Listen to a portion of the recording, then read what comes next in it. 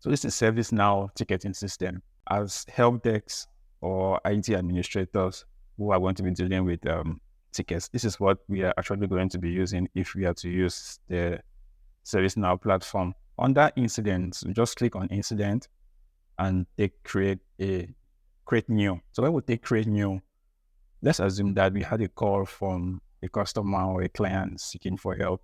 This is the ticket number. We can actually use this for reference when we want to search for the ticket, that particular ticket.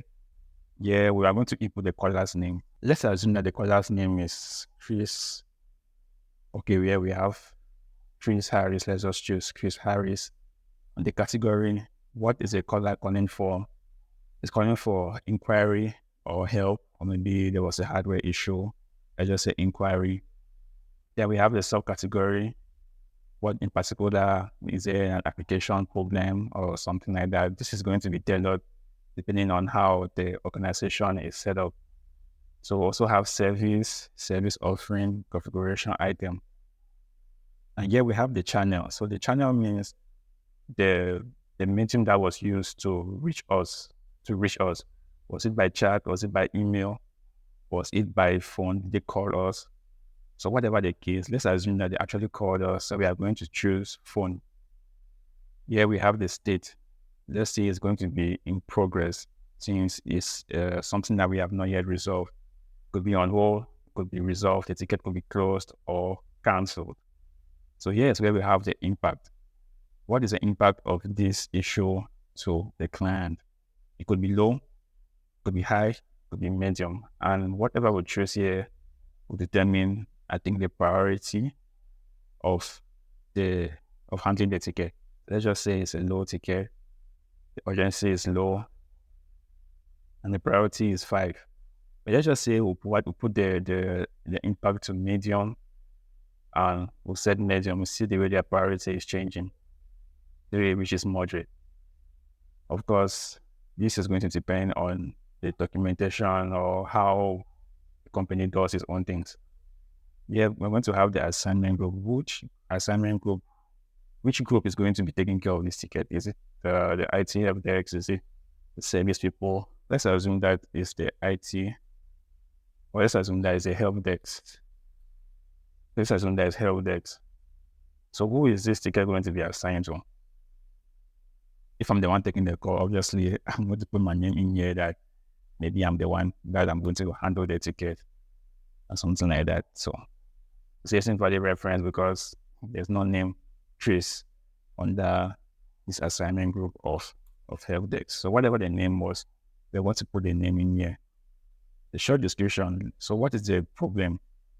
Let's assume that the customer called for a mouse. Maybe the mouse is not working. Let's say mouse not working. Maybe their mouse, the customer's mouse is not working and they're having problems. And here's where we are going to put a full description of what the issue is, depending on how we discuss with the client. So scrolling down, we have the knowledge base. So assuming that this problem came up at one time and it was documented properly, we are going to look at the knowledge base to see, what has been done before, how this problem which arose before was solved. So if we do actually solve the issue, we have a resolution tab here. But before we go to the resolution of information, let's go to the notes. So we can actually make a note of what we are doing. If we put a note here, of course, the customer is going to see it.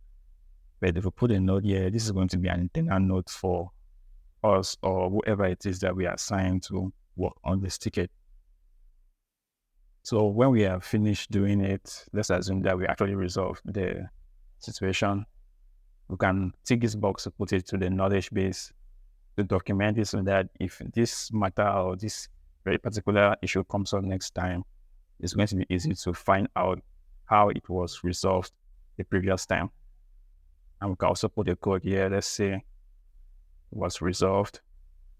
It was resolved by the caller. It was resolved by change, resolved by request, solution provided. So it's going to where I'm going to put in all the steps that we did to resolve this particular ticket. resolved by is going to be probably the name of the person who resolved this ticket. And yes, they did that. The ticket was actually resolved. So after doing that, we're going to click resolve, and of course, that will be it. So to look at tickets that were assigned to us personally, let's leave this. If I was assigned a ticket, this is where I'm going to see the information.